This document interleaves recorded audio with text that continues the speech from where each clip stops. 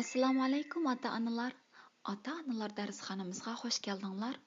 Bugun sizlar bilan o'rtoqlashmoqchi bo'lganimiz Amerikalik pedagog va ota-onalar yetakchisi Xaim G. Ginot apandining Ota-ona va farzand o'tirisida nomli kitobi bo'ladi. Bu kitob tunji 1965 yili nashr qilingan. 30dan ortiq tilga tarjima qilingan bu dаңlıq kitob kishilarning ota-ona va farzand o'tirisidagi bog'lanish va aloqaga bo'lgan an'anaviy qarashiga inqilob paydo qilguvchi tubdan o'xshamaydigan nuqtai nazarni o'tirg'a qo'ygan. Bu kitobda ilgari surilgan aloqa texnikalari ota-onalarning hissdoshligi va kuyimchanligi orqali bolalarning hissiy dunyosiga kirishiga yordam qiladi va shundoqla ularga bolalarning hissiyotlarini qandoq bilish va inkas qaytarish haqida o'rgatadi. Ota-ona bo'lishdan burun bir inson bo'l. Ginot apandi bu kitobda tafsiliy misollar va konkret gap so'zlar orqali qandoq qilganda bolalarni nomus his qildirmay boshqarish, yuzini to'kmay tanqid qilish, baho bermay maqtash, azor bermay ochiqini ifodalash, ularning hissiyotlari, nuqtai nazarlari, fikrlari bilan tortishmay e'tirof qilish va bolalarning o'zidagi ichki reallikqa ishonishni o'rganishi, o'ziga bo'lgan ishonchisini yetildirishi uchun ularga qandoq inkas qaytarish jihatlarida tafsiliy to'xtaladi. Birinchi bob. Aloqa qonuni. Ota-ona va bola o'rtasidagi suhbat haqida. Bolalarning savollaridagi yoshirin ma'nolar. Hech qanday bir ota-ona attigini uyg'onib, bolalarining kunini ichinishli holga keltirishni planlamaydi. Hech bir ona yoki dada bugun men mumkin qadar bolalarimga vaqirayman, qoqshayman va uni nomus qildirman demaydi. Aksicha ko'p ota-onalar attiganlarni mundaq niyat bilan boshlaydi. Bugun vaqirash, talashish, urushish bo'lmagan tinch bir kun bo'lg'ay. Mushundaq yaxshi niyatlar bo'lsa-mu, yanada xohlanmagan urushlar portlanib qoladi. Ota-onalik tugumas ushaq hodisalar, davriy ziddiyatlar va ushtumtut krizislardan tarkib topadi. Bularning hammasi bir inkas talab qiladi. Bu inkaslar oqibatlarga elib boradi. Bolalarning kishilik xarakteri va o'ziga bo'lgan qimmat qarashining yaxshi-yomon bo'lishini mush inkaslar belgilaydi. Biz faqat parishon, ko'ngli joyida emas bo'lgan ota-onalarningla bolalarga ziyonkashlik qiladigan shaklda inkas beradiganligiga ishonamiz. Afsuslanarligi shuki, bolalarni so'ydigan, yaxshi niyatlik ota-onalarmi bolalarni ayiblash, mazaq qilish, xijil his qildirish, muttahamlik qilish, jazo berish, marka choplash qatorliqlardan saqlanolmaydi. Bu zodi nima uchun? Chunki ko'pincha ota-onalar ishlatgan gap so'zlarining qanchalik vayron qilish qudrati borligini bilmaydi. Ular o'zlari kichik vaqtida ota-onalardan anglagan, ammo o'zlarini yoqtirmaydigan talaffuzdagi shu gap so'zlarni ishlatadi. Bu xil aloqaning tragediyasi shuki, bu ota-onalarning ko'yinishining yetarsizligidan emas, tushunishning yetarsizligidan, aqliy iqtidorining yetarsizligidan emas, bilimining yetarsizligidan. Ota-ona bolalar bilan alohida bir usulda so'zlashishi kerak.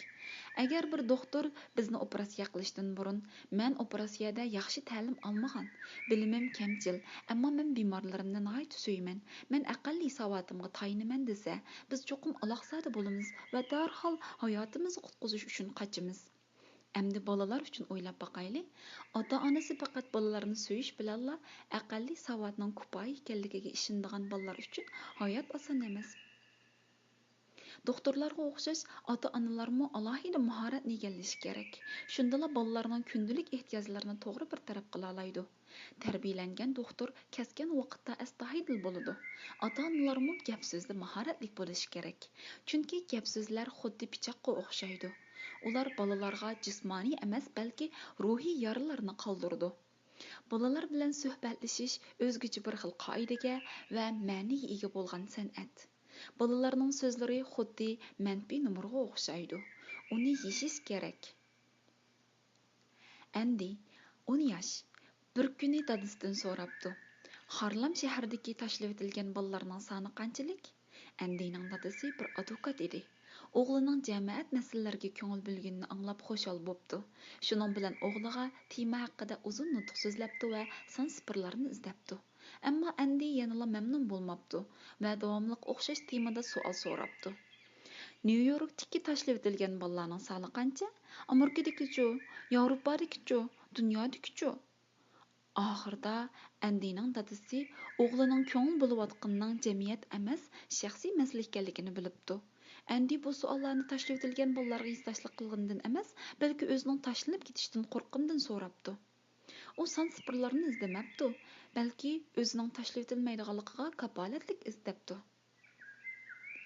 Shuning bilan Andining dadasi o'g'lining ansirishini aks ettirib mundaq debdi: Sen bizning aşı bolalarning ota-onasidek seni tashlab etishimizdan qo'rqyapsan. Sana kapolat beray. Biz seni hargiz tashlab etmaymiz. Agar bu masala seni yana bearam qilsa, menga aytqin. Bu andishadan qutulishing uchun yordam qilaman.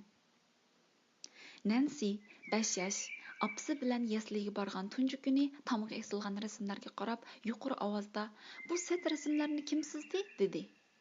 Nancy'ning opasi xijil bo'lib ketdi va qiziga qo'shilmagan holda qarab oldirab turib, boshqalarning chiroyli rasmiga satlasak yaxshi bo'lmaydi qizim, dedi. Bu vaqtda Nancy'ning savolining ma'nosini tushungan yasli muallimi kulimsirdi va bu yerda chiroyli rasm chizishingizning hojati yo'q. Siz yoqtirsangiz, ko'rimsiz rasm chizsangiz bo'ladi, dedi. Birdamdan keyin Nancy buzilib qolgan o't o'chirish mashinasini qo'lga oldi va "Bu mashinani kim buzdi?" deb so'radi. Uning opasi: "Kimning buni buzishi bilan nima koringiz? Siz bu yerda hech kimni tunimisiniz ya?" dedi. Nancy amaliyotda ismlarga qiziqmaydi.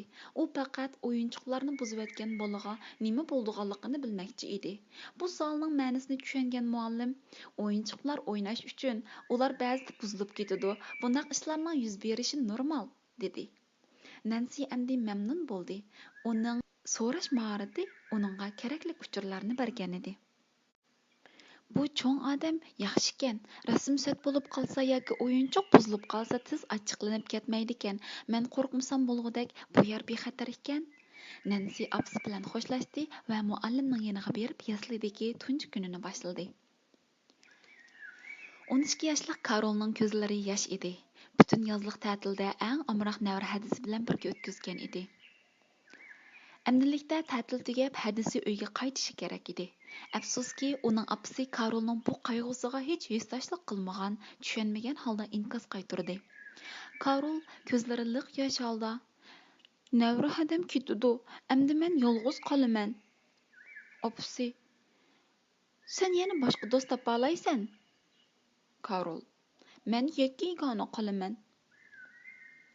Apысы: "Bular ötüp ketudi, senmi yaxshi bo'lib qolsan." Karol öksüp yig'lab turib: "Uf, appa."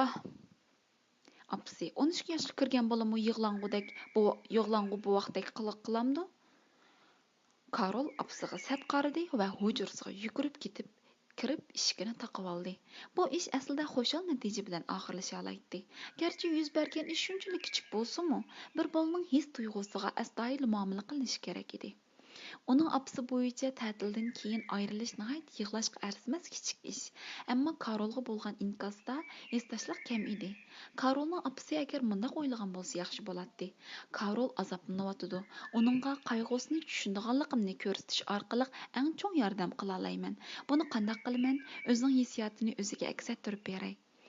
Navra hadang qaytib ketib, o'zingni nihoyat yolg'iz qolgandek his qilyapsan.